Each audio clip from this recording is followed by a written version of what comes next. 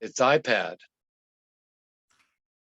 So anyway, we thought we should walk barefoot as we did in Sakori, said Khorshid. This is not Sakori. Here you must wear sandals, and you have to wear warm things and do everything I say. Otherwise, go back to Ahmednagar. No, Baba, said Khorshid, whatever you say, we will obey. We have no doctors here.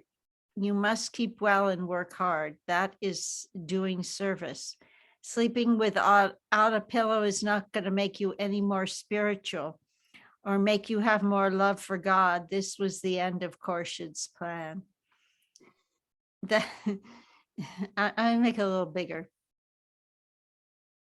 I guess she was just a little girl too. I mean, a girl, right? I don't know how old she was. With those ideas.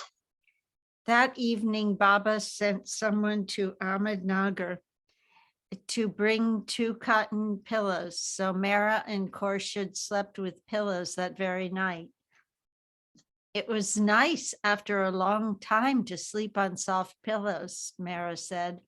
Baba made us appreciate it, and we learned that Baba was very practical. He did not want to indulge in all that nonsense. If Baba tells you to do without something, it's different from doing it on your own. For the rest of their lives, no matter where they were, Mehera and Khorshid were particular to use a pillow every night. Mehera once thought Baba was stung. Oh, maybe I shouldn't read that yet. I don't know where this comes. But anyway, I'll skip it for now. Maybe it'll come in naturally somewhere. After Okay. 4 or 5 days, Baba gave them a direct order not to read or write. Mehera had brought some of her favorite books with her. David Copperfield, Ivanhoe, Shakespeare for children. In the evening, while Baba was with the men, she'd been reading them from them to the other girls. Her main motive was to improve their rudimentary English. But when she heard Baba's order, she stopped. Next time her sister Franny visited, when they were alone, Mehera quickly wrapped the books in a thin towel and gave them to her to take back to Ahmednagar. Baba vacated the post office to accommodate the women, and he slept on the veranda with Masaji, Gustaji, and Padri. During the day, the beddings were rolled up and placed on top of their trunks against the wall of the veranda. Can you imagine the God man gave us his room? Mehera recalled. When I come to think of those things, I think of Baba in the night when I'm meditating, when all these details come to mind. He was giving of himself so much at night. When I think of how he used to sleep outside with no mosquito net, I shed tears. It was chilly and cold in November, and he was not comfortable on the veranda. Baba must not have slept well. Now I feel bad that we never had the idea that Baba is the King of Kings sleeping in the cold on a thin mattress with no mosquito nets. Snakes might come and scorpions too. In those days, we were only happy to be with Baba. We never thought about these things, but Baba was giving of himself even then, so that we women should be safe and not feel cold. He was always sacrificing for others. Baba would wrap himself with his blanket and sit up most of the night. He would watch the other men sleeping and listen to them snore to see who snored the loudest. Inevitably, it would be Masaji. He would take off his sandal, taking careful aim, and throw it at him. When Masaji woke up, Baba would say, "You were snoring away so loudly. It's time to get up. The sun is rising. Wake up the others." Masaji would be happy that Baba's sandal had struck him, since he thus received the master's prasad first thing in the morning. Baba used to get up at 4:30 or 5 o'clock, Mara said. Is Masaji a person or a dog? Pretty sure it's a person. Person. Okay. I'll read these sidebar notes. Mara thought that Baba was sitting once by a scorpion on the post office veranda while he was sleeping out. Oh, stung once by a scorpion on the post office veranda while he was sleeping outside. The women slept on mattresses, straw mats on the same floor of the post office, but they did not use mosquito nets. Mara, however, did not remember ever being troubled by mosquitoes there. Sometimes Masaji felt the heat of Baba's anger, and since he would fight and argue with Baba, Masaji thought, being Baba's uncle, that he had certain liberties, and he would answer back to Baba. Naja and Pendu, his children and Baba's cousins, tended to do the same thing in the beginning. Okay. Eugene, you want to take over? Sure. Gustaji would knock on the window to wake up the women. As the men were washing, Baba would often sing loudly. Usually one would wash one's face and hands, have tea, and then sing. But Baba was up and singing immediately. His love for music and songs was so remarkable. At 5 a.m, one wouldn't have a voice to sing, and yet Baba sang so beautifully and clearly, even that early in the morning. The very first morning of their stay in the post office, Daulat Mai shook Mehera awake before 5 a.m. when it was still dark outside. Come on, get up. Baba's already up and singing. Mehera was a heavy sleeper who would never get up early at home, which her mother did not mind, but at Meherabad, they had to be up early, which Mehera hated. But when I heard Baba, I opened my eyes. Everything was rush, rush. Quickly, I rolled up my bedding and I pushed it in a corner, splashed cold water on my face to get fresh, and brushed my teeth. While Gustaji brought Baba a short stool to sit on and attended to him while he washed his face, brushed his teeth, and shaved, the women started making Baba's tea, which he would want as soon as he finished shaving. Baba's tea was not to be prepared on a wood fire, but on the kerosene stove, so that there would not be a smoky taste to it, which Baba did not like. One corner at the post office was converted into a sort of kitchenette with a Primus stove, teapot, Baba's mug, and other utensils. Could you scroll up, dear? A shelf held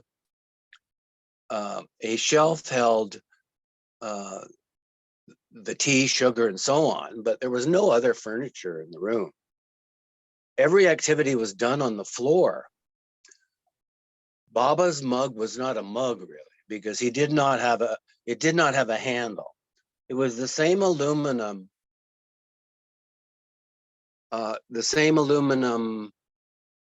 lota he used for bathing.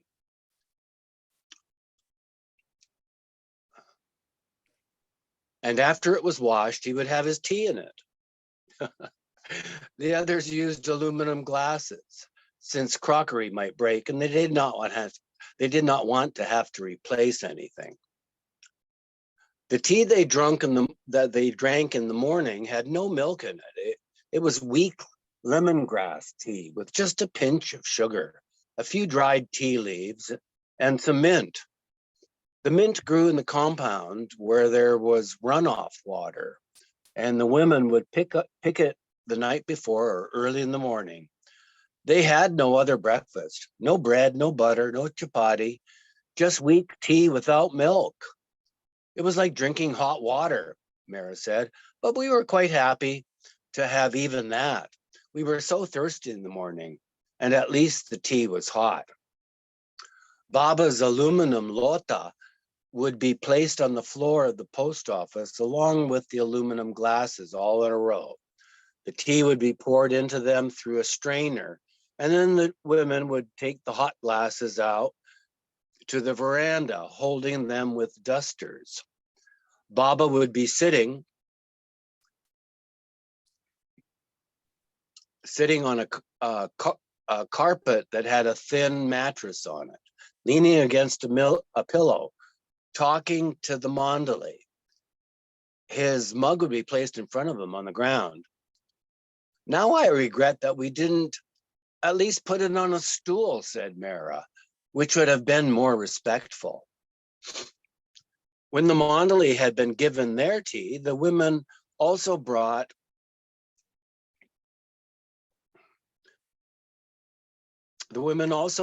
their glasses and sat outside. The aluminum glasses got so hot that we could put our lips to them. That makes no sense. Yeah, that we hardly could put our lips to them, maybe. Yeah. Mehera said. Baba would wait for his to cool. Oh, that's why, yeah. He would test it with his finger to whether it was the right temperature before drinking it.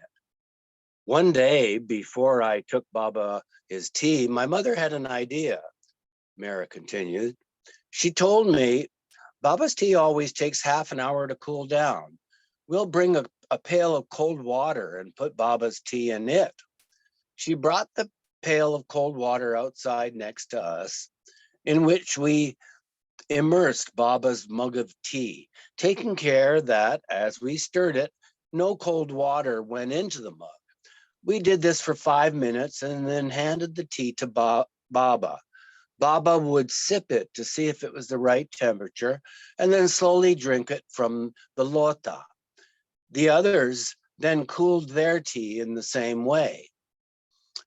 It was right at sunrise, the sun just rising over the horizon. Baba would look so beautiful in his white sadra, talking with the mandali. If he was in the mood to sing, he would sing. There was plenty of time. There was not so much work in Meherabad. Only 6 of us women were there with Baba, so there was time for him to talk with the men. Sometimes he would narrate spiritual stories, but we had the order not to read or to write, so we couldn't take down what he said. He did it so vividly, as if you were watching a movie. You could see it right in front of you. Occasionally, Baba asked them, how did you sleep? What did you dream? Once he asked Mehera directly, Baba, I dreamt something, but I don't remember what it was. It was such a deep sleep. Very good. That's the best kind of sleep. That's how you're supposed to sleep. But I would like to remember what I dreamed so I could tell you, Baba told her it did not matter. One morning, they were up at the crack of dawn and in a great hurry to make the tea. Naja and Mehera were busy in the corner with the stove. They had lit it and pumped it a few times when Dalit Mai said, wait, Baba is singing a different song today. Can you hear him? They stopped pumping, stood, and listened. A faint gray winter light trickled into their window. Although the stove made noise when it burned, the flame was not yet very high, and they could hear Baba clearly. It was a pleasing tune. They heard Baba's voice coming nearer, and from afar, they saw his figure in the pale light. Dalatmai, who was standing by the window, turned quickly and whispered, "Baba's dancing." They all rushed to the window to see. Just for 1 second, they saw Baba's figure in the dawn light do a few easy, graceful movements and gestures. He looked very sweet and beautiful in a white sadra, his hair loose, with a very slim face, and he was singing beautifully. Team, could you read the sidebar because it's cut off for me? Oh, yeah. Sometimes at Meherabad in the mornings when Mera woke suddenly, she felt groggy and she would sit up and feel dizzy and have to lie back down and then roll over again before getting up again. This was a practice she continued for the rest of her life. Did I miss any others? Oh, there was a sidebar on the previous page. Once Baba wrote a note to Padri in Gujarati instructing him to tell Mera inside that the tea was too strong. Mera preserved that note as a memento. Let's see if there's anything we missed. I think so, not. I see Ralph is here. Oh, let's grab him to read before he goes, or Yeah. Howdy, Jay Baba. Hi, We're Ralph. driving. I'm Oh. driving. I'm sorry. Yeah. never mind. Okay, well, just listen then. Okay, thank you. Rosalie, you want to take over? Yeah, I'm not driving. Wow. Ralph. Lyndon here. I wanted to say this funny thing first, because in honor of the aluminum cups. Are you copper bottoming them, my man? No, I'm aluminuming them, Mom. Anyway, Baba would wait for his to cool. Oh, anyway, read the last line. They set the glasses outside. The aluminum glasses got so hot that we couldn't put our lips to them. Mera said, Baba would wait for his to cool. He would test it with his finger to see whether it was the right temperature before drinking it. One day, before I took Baba his tea, my mother had an idea. Mera continued. She told me, Baba's tea always takes half an hour to cool down. We'll bring a pail of cold water and put Baba's tea in it. She brought the pail of cold water outside next to us, in which we immersed Baba's mug of tea, taking care that as we stirred it, no cold water went into the mug. We did this for 5 minutes and then handed the tea to Baba. Baba would sip it to see if it was the right temperature and then slowly drink it from the lota, L-O-T-A. The others, when then cooled their tea in the same way. It was right at sunset. The sun was rising over the horizon. Baba would look so beautiful in his white sadra, walking with the mandali. If he was in the mood to sing, he would sing. There was plenty of time. There was not so much work in Meherabad. Only 6 of us, women, were there with Baba.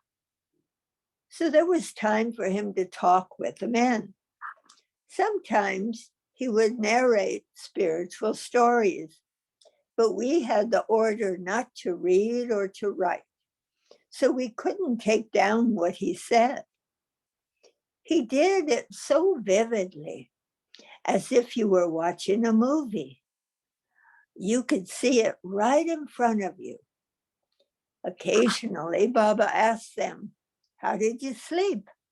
What did you dream?" Once he asked Mehera directly, "Baba, I dreamed something, but I don't remember what it was. It was such a deep sleep." I need more words. Probably more sleep too. Is that good? Yeah. Very good, said Baba. That's the best kind of sleep. That's how you're supposed to sleep. I love the beyond. That's where you go when you don't dream. But I would like to remember what I dreamed so I could tell you.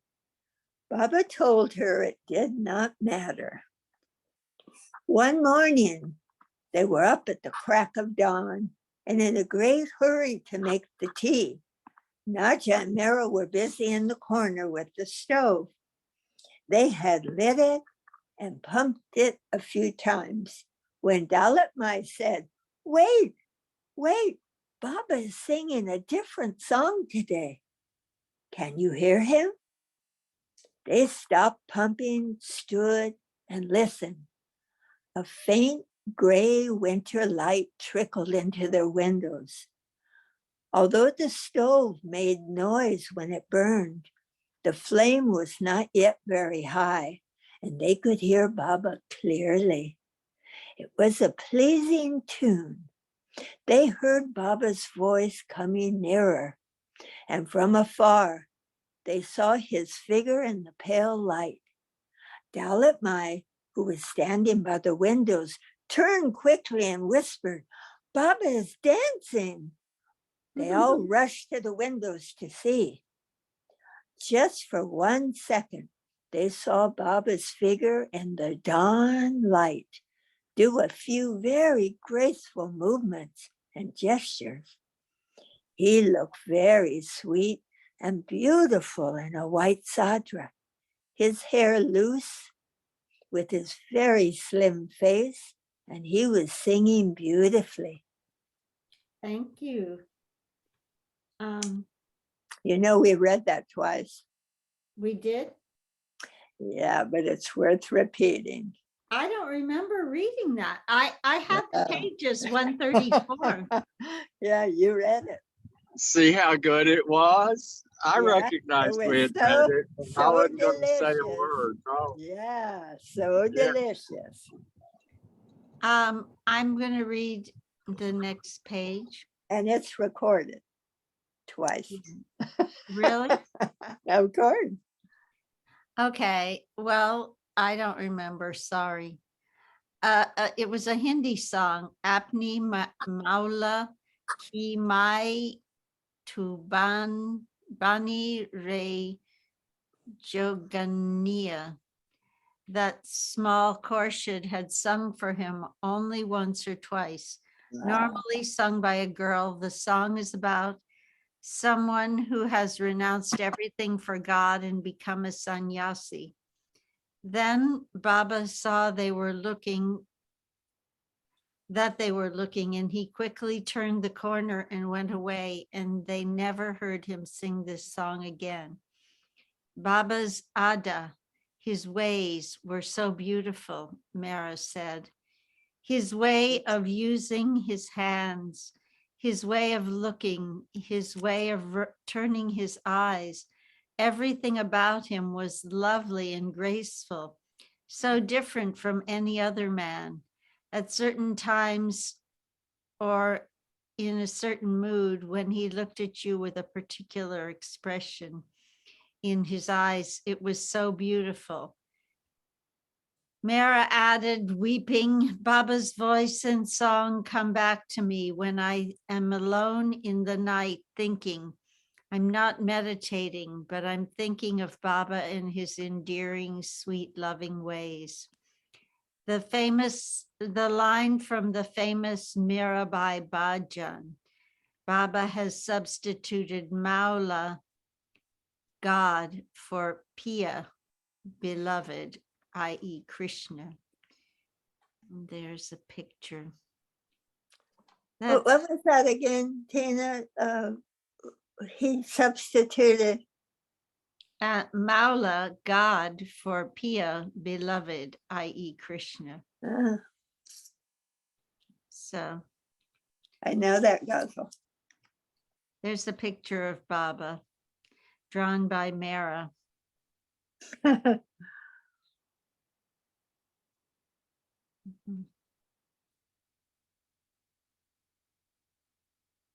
Mhm. Hmm. That is at the Upper Mehrabad AMB PPCT archives. Oh, here's another one. Baba, my darling, my beautiful beloved, drawing by Mhm.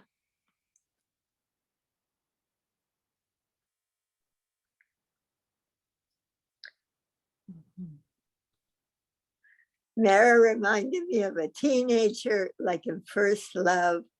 And Yeah. wow, it was true love was the thing. I have to turn on my heater. So I'll just be a moment. It's a little chilly in here.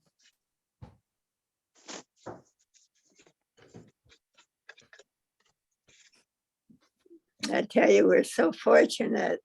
So much is known of Baba's life this Advent. Yeah. As Jesus, very little was known, very little.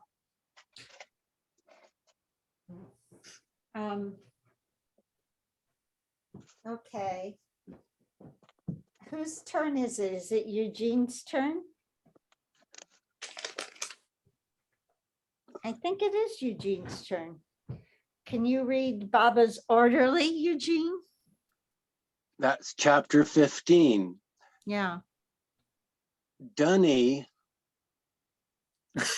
during this period, Meher Baba had devoted much of his time to Gulmai's family, in particular her husband,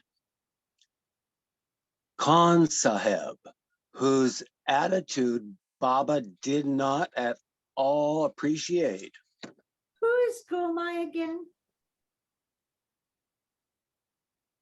Is it? His spiritual mother was Golmai, and she was Adi Rani's mother. Oh, okay. Yeah. I didn't remember the relationship. And Mara's mother, her name was Um, Dowlat. Dowlatmai. Dalit. And when Golmai passed away, Baba showered roses on her coffin.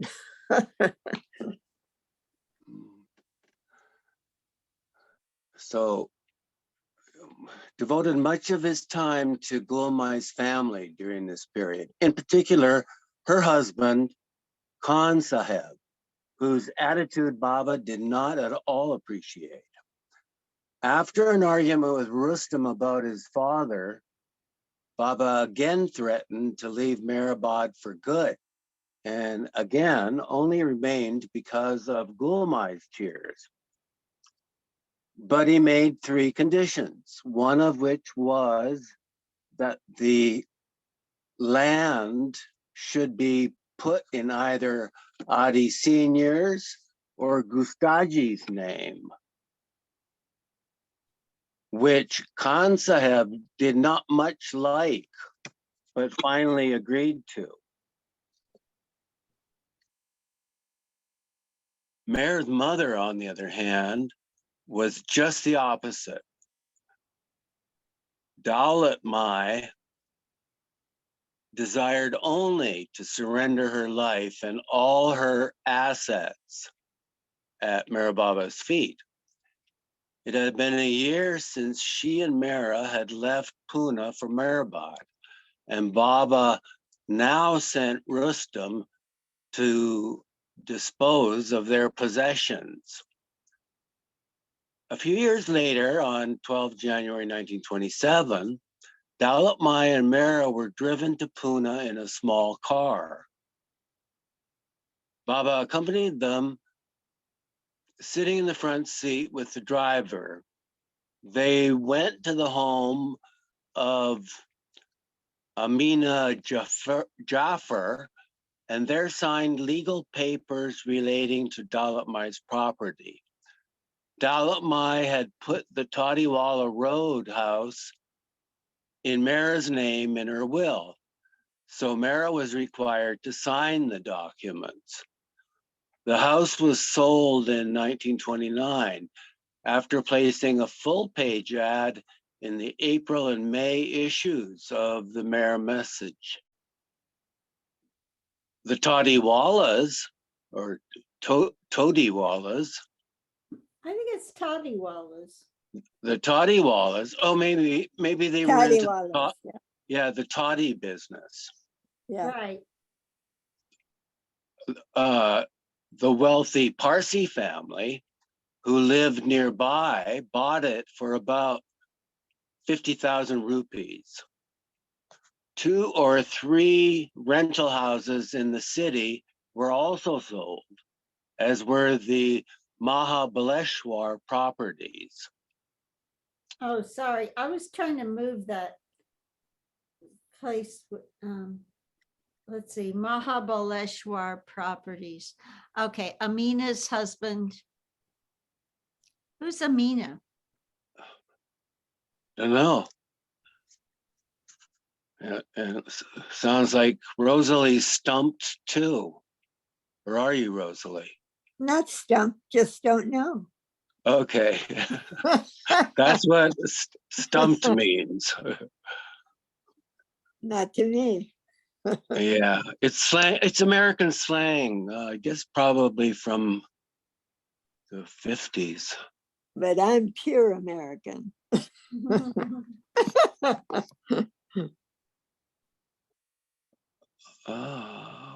Let's see. Amina's husband, Abdullah, who owned a furniture shop, arranged to dispose of the furniture and other household items. The contents of the sale, gold wedding jewelry, gold studs that had belonged to Jahangir, and a few gold guineas that Dalit Mai had kept on hand to trade for 2 peas when she needed cash, rupees, Rupees. when she needed cash. Yeah.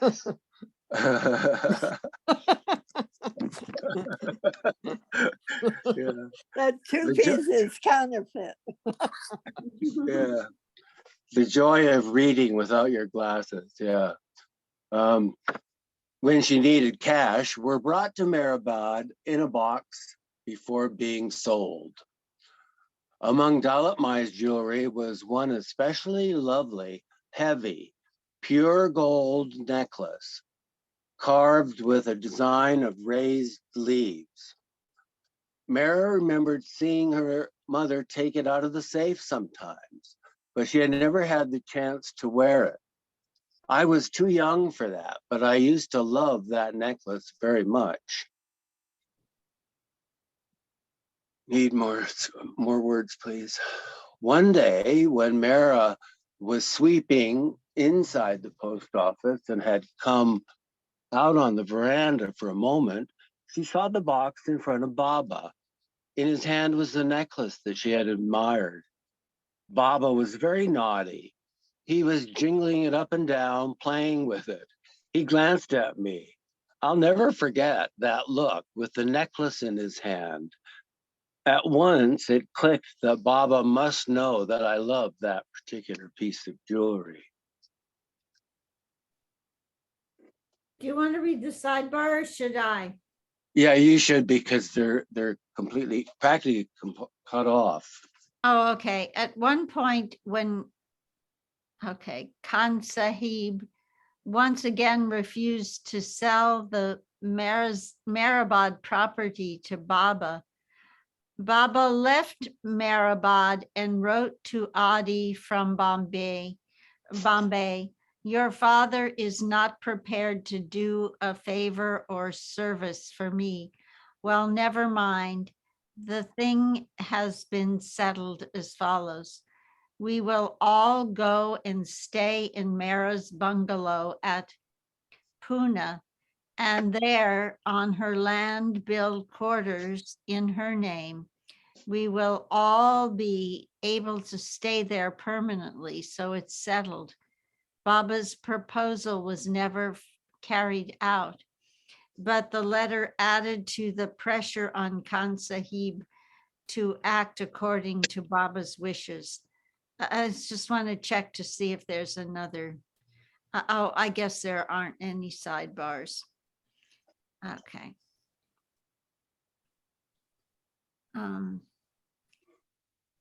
You want to go on, Eugene, or you want somebody else? Sure. I thought,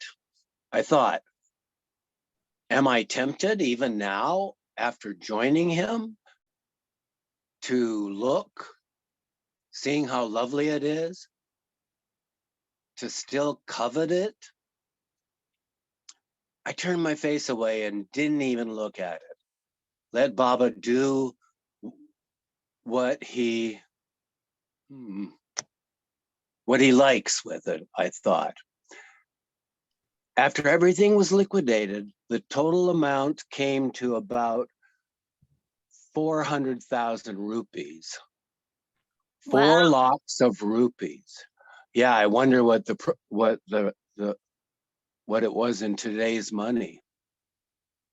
Yeah, that seems like a lot of money. Yeah, I would think it would be, certainly in the millions of dollars in today's money. Mm-hmm. I would think. That's my guess. We'll have to research it. Mm-hmm.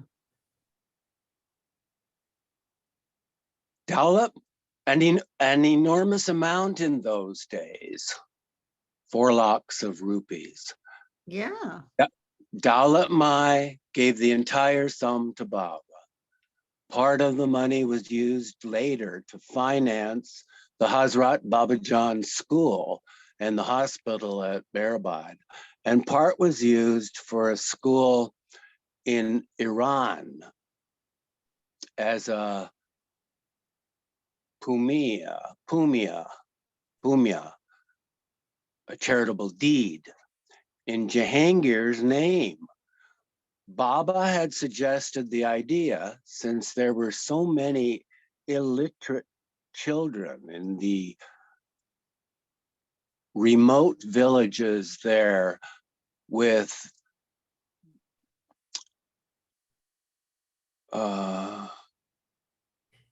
Who badly needed an education. oh, thanks. Baba made all the arrangements for the school in Iran and sent one of his mandali, Rao Sahib, to oversee it.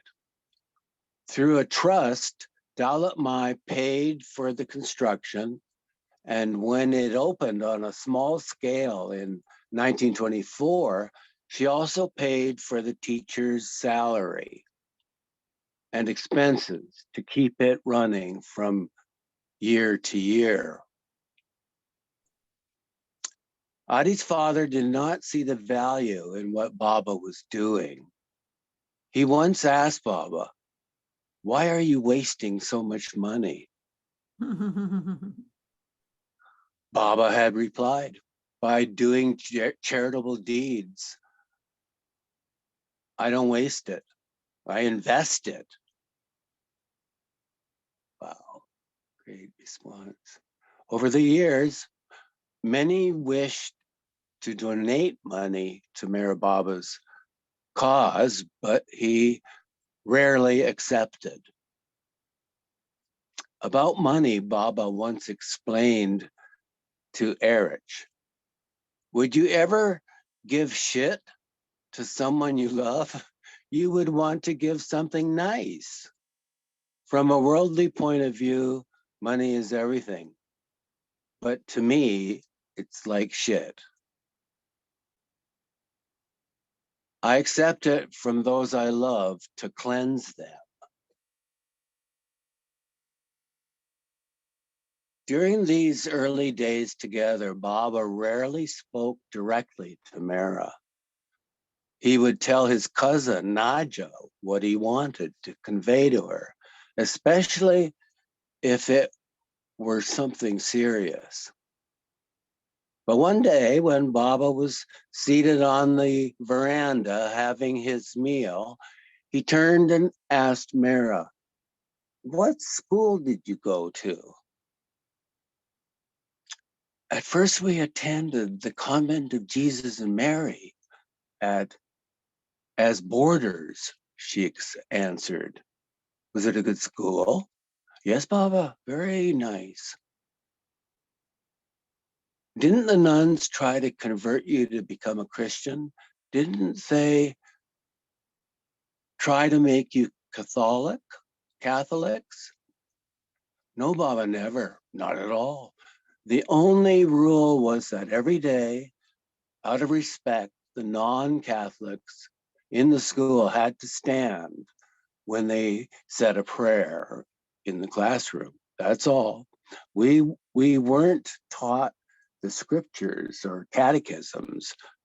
If we wanted to go to church services ourselves on our own, we went. They never forced us, and once or twice I did go.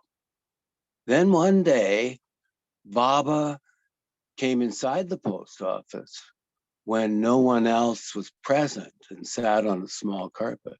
He asked Mehera to be seated, and she did, wondering what Baba had to say. I'm going to read the sidebar. Cool.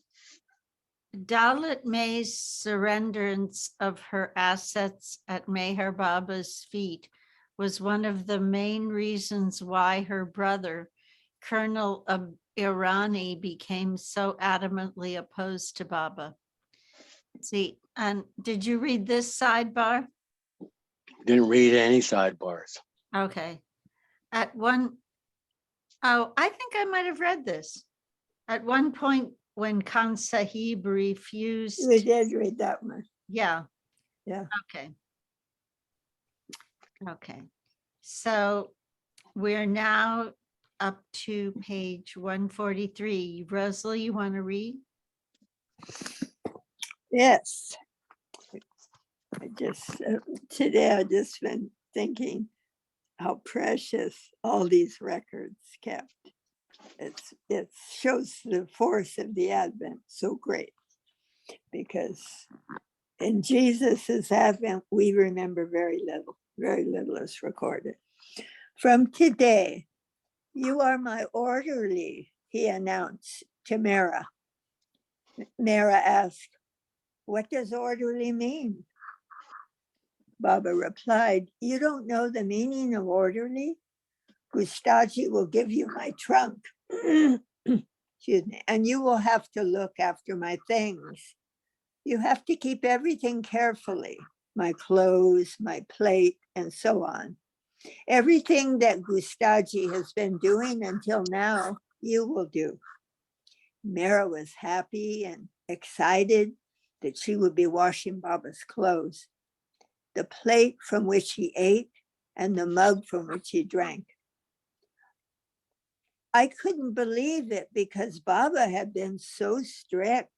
Only Gustaji and sometimes Gulmai were allowed to touch his things. She felt honored. Baba called Gustaji and instructed him that his things were to be placed in Mehera's care. Gustaji went to Baba's small trunk on the veranda, took out his things, and handed them to her. Baba's sadra, a few towels, and some handkerchiefs, as well as his cup and saucer. The cup and saucer she put in their wire mesh pantry, and the rest of the items she arranged neatly in one corner of their room.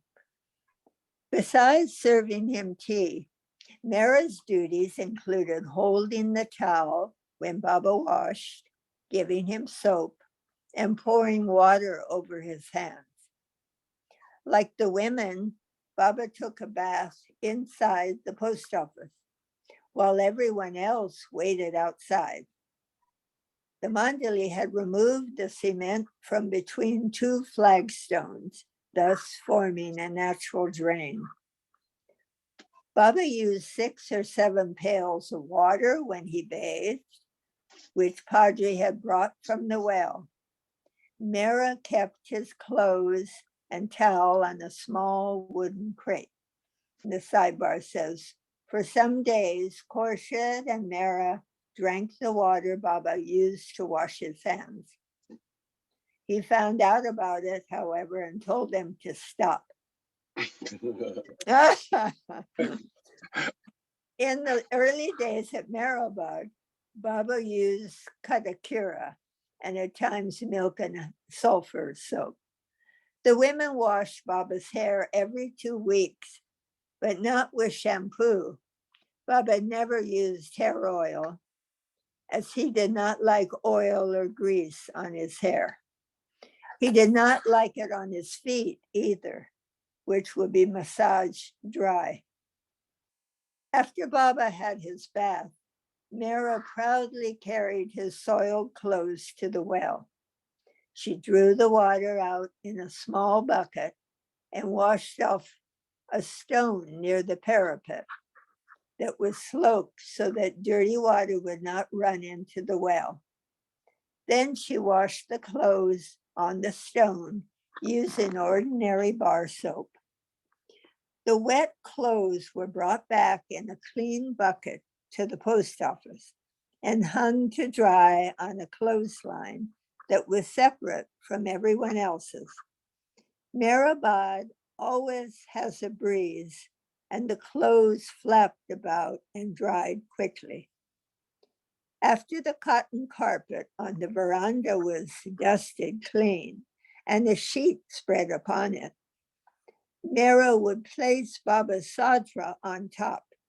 She would spread a towel over it, and while the sadra was still damp, press the wrinkles out of it by hand.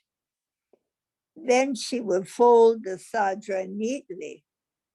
Baba did not like his towel to be stiff, so when it was dry, Mehera rubbed it briskly to make it soft for him before folding it. Usually, Gulmai arrived by 9 o'clock to comb Baba's hair, while he sat on a mat on the floor inside the post office. Mehera remembered seeing them and thinking, Gustaji used to comb Baba's hair because he is a seeker. More words, please. I am seeking more words.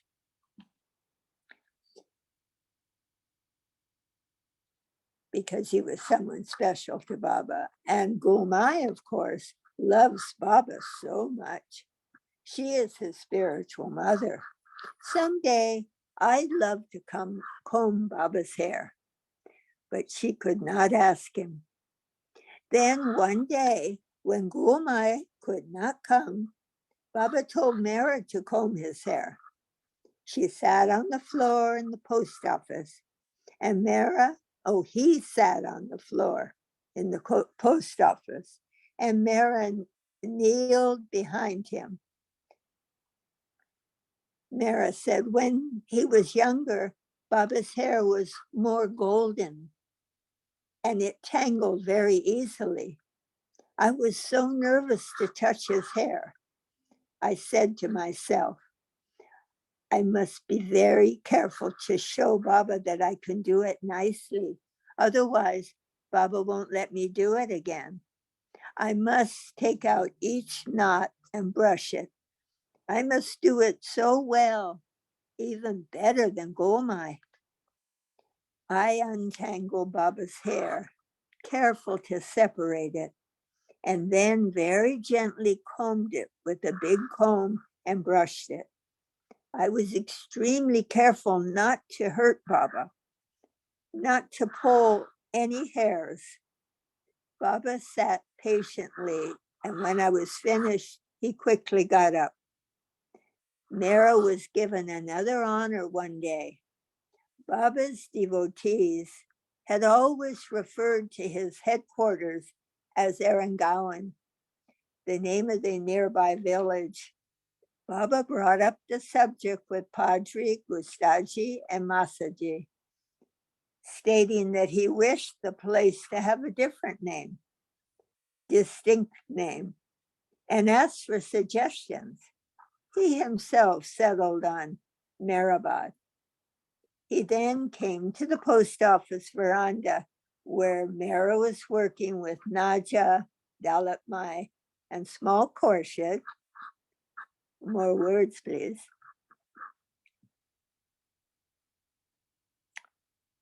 And said to the women, you know, I've given this place the name Meherabad. He turned to Mehera and added, I've named it after you. Mehera was surprised and happy. Although the name is a combination of Meher and Abad, meaning flourishing or made prosperous by Meher. Wait, you went too far. There. Baba wanted her to know that her name was included as well. When you say it fast, it does sound like Meherabad, Meherabad. It was so sweet of Baba. Baba was always witty and liked to give us a happy surprise, something fun and startling. In the post office, the women stayed busy all day. In the morning, they washed, cooked, swept, and dusted. The ceiling was so high that they had to use a long bamboo pole with a broom attached to the end.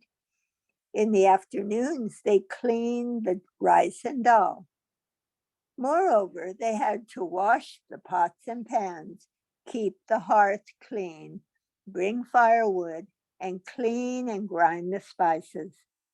There was no fireplace inside their room. They cooked on the veranda, where stamped earth had been spread near a flagstone wall so that a fire could be built. During the morning, Baba worked with the Mandali repairing and whitewashing the mess quarters. Since they only had weak tea for breakfast, by 10 o'clock, everyone would be famished. Usually, Baba came to the post office early and asked if the food were ready. Even though the rice would not be done, Mehera would say it was. Take Baba's brass plate and dry it so that there would not be any water spots. The dal would still be cooking in a kettle over the fire with the fried garlic, salt, and pepper not yet added. And Naja would ladle out a small amount onto Baba's plate. While Mehera held it, Baba would then add a bit of salt and a little ghee and sit on the cotton carpet on the veranda to eat with his back against a pole. If he wanted more salt, Mehera handed it to him. Do you want me to Sometimes- take over? No, I could continue. I'm Okay. fine. Sometimes Gulmai brought bread for Baba, which the women wrapped in a cloth and put in a pot to keep fresh and in the arid climate. But it would still dry out quickly. Nonetheless, Baba would take a dry bun, crumble it in the dal, and eat this with a bit of chutney. Mehera said wistfully, when I think back on what Baba ate, usually only watery dal and stale bread, Baba was the king of kings, and yet this was his diet.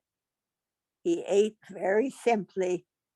He was both a fakir and an Amir, king. We loved Baba as our master, but we had no idea of who he really was. Baba would finish most of his lunch by 11 o'clock. In India, rice is customarily served last, And when Baba was having rice, everyone else would start eating. Sometimes Baba served the portions himself. He usually gave us more than we could eat. We would say, "Oh, Baba, that's enough." But he would say, "No, you must finish every bit of it because I have given it." The women would sit on one side of the porch and the men on the other. Baba would walk down the middle, seeing that we didn't waste anything and that we were obeying his orders. Baba liked to see people eating. If someone came to see him, one of the first questions he asked was, "Have you eaten?" And if they had not, he would want them to be fed. On the other hand, if someone brought treats, such as parched rice or chana, chickpeas, it was not allowed to be given to the mandali, but was kept to be given as prasad to the village children. From the beginning, Mehera noticed and remembered the smallest details about her beloved. For example, one day Mehera came onto the post office veranda just as Baba was finishing his meal. Padri, Gustaji, and Masaji were with him. She sat on the veranda. There had been some small talk and Baba was laughing. Whenever Baba smiled or laughed, he never opened his mouth, nor did he laugh very loudly. He would chuckle slightly, and his lips would form a smile, but his mouth would not open. But that day when Baba laughed, the right side of his mouth went up like a sneer, as if to say, "How could that be so?" For just a moment, he opened his mouth in a broad smile. When his lips parted, Mehera looked up and for the first time only, she saw Baba's front teeth. When his lips parted, Mehera looked up and for the first time only, she saw Baba's front teeth. It was the only time in her life Mehera remembered seeing Baba's teeth clearly. And the sidebar says, over the next 10 years, Baba would lose many of his teeth. When Baba spoke, he mixed words from different languages together. And I wanted to say about Baba's teeth is because he was hitting his head that his loosened his teeth. Yeah, that coming down, that 7 years of coming down to painful. When Baba, we should stop here, I think, because it's like, yeah, just finish the page. okay. When Baba spoke, he mixed words from different languages together.